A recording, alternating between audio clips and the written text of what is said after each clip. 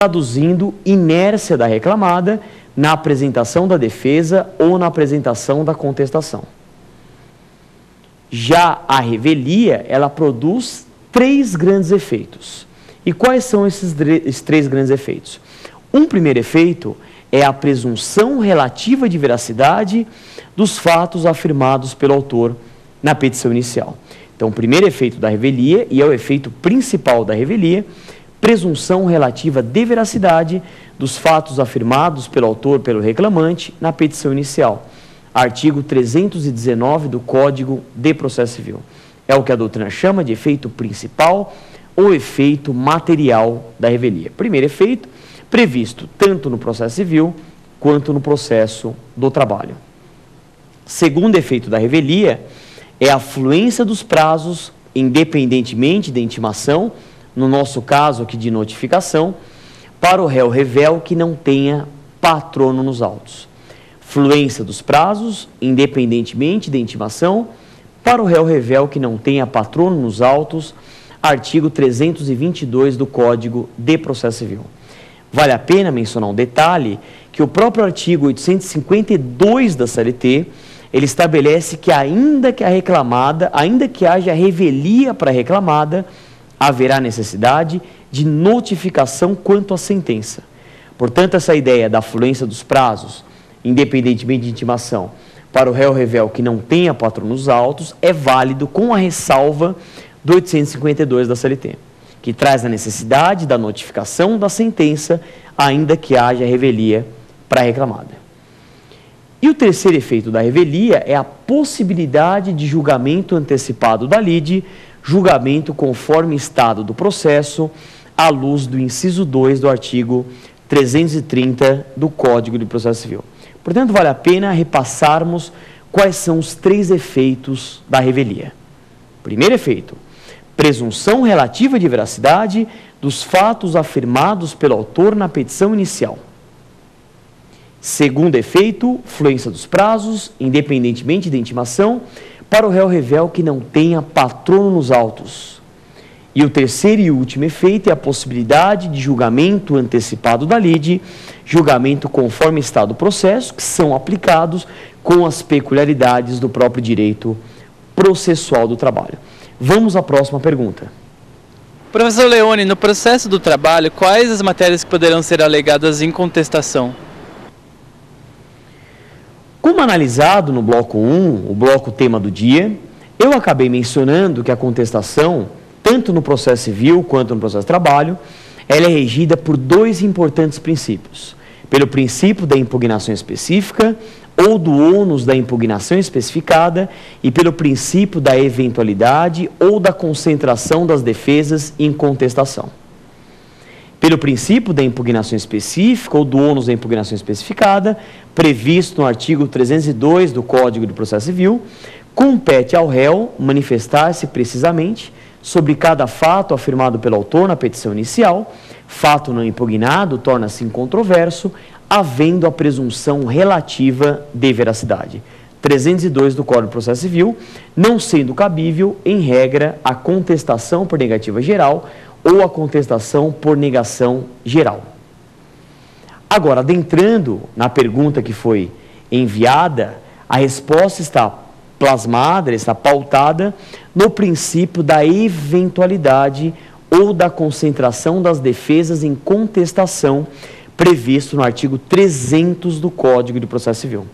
E esse artigo 300 do Código de Processo Civil estabelece que compete ao réu alegar toda a matéria de defesa no bojo da contestação. E o que significa toda a matéria de defesa? Ele compete a ele alegar defesa processual, que são as preliminares de contestação, vícios processuais, a defesa indireta de mérito, na qual o réu, a reclamada, reconhece o fato constitutivo do seu direito, do direito do autor, melhor dizendo, mas alega um fato impeditivo, modificativo ou extintivo, e a defesa direta de mérito, em que a reclamada nega o próprio fato constitutivo do direito do autor.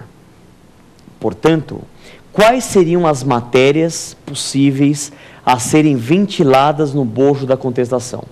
preliminares de contestação, defesas processuais, e a base é o artigo 301 do Código de Processo Civil, incompetência absoluta, inépcia da petição inicial, perempção, litispendência, coisa julgada, conexão, carência de ação, defesa indireta de mérito, em que o réu é reclamada, reconhece o fato constitutivo, mas alega um fato impeditivo, modificativo ou extintivo, por exemplo, prescrição, decadência, compensação, e por fim a defesa direta de mérito, na qual a reclamada ela nega o próprio fato constitutivo do direito do reclamante, como por exemplo, negativa de horas extras com apresentação de cartão de ponto.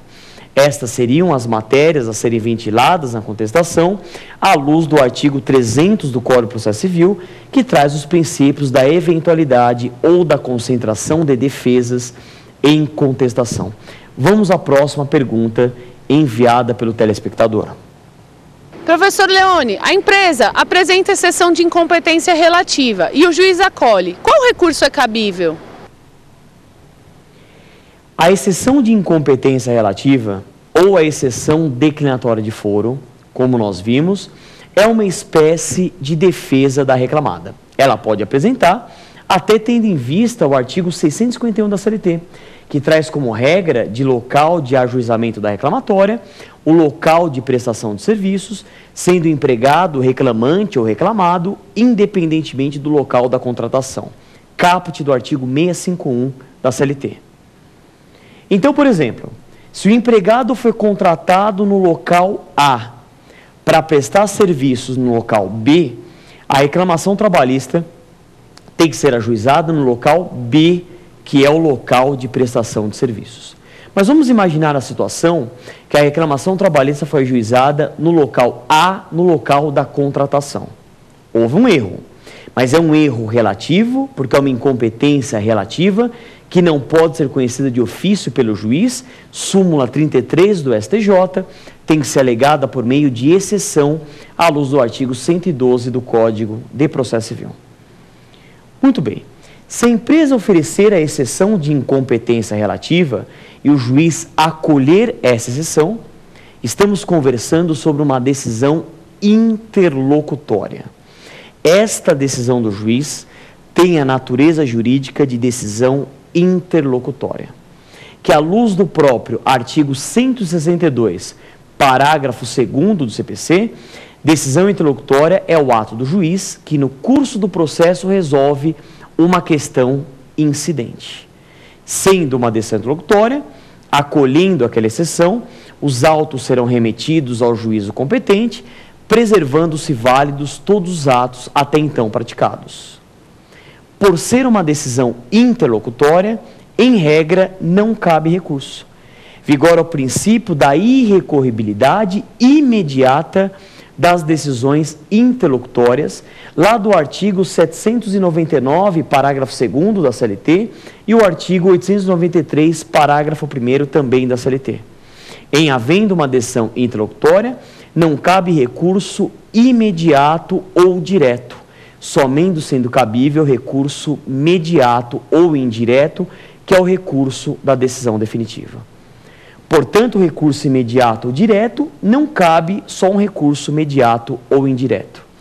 Mas, excepcionalmente, se nós tivermos uma decisão chamada de terminativa do feito, ou seja, com troca de TRT, se o acolhimento da exceção levar a remessa dos autos para outro TRT, terminando o feito em um TRT, continuando o feito em outro TRT, aí será cabível recurso imediato ou direto.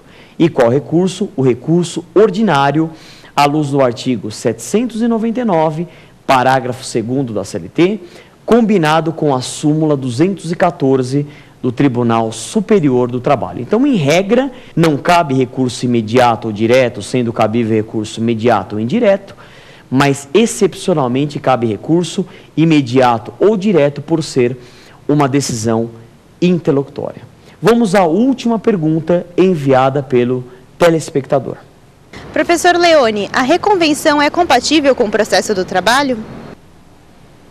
A pergunta é muito importante e é uma dúvida que perdurou durante longos anos na doutrina e na jurisprudência. Se o processo de trabalho ele é regido pelos princípios do ius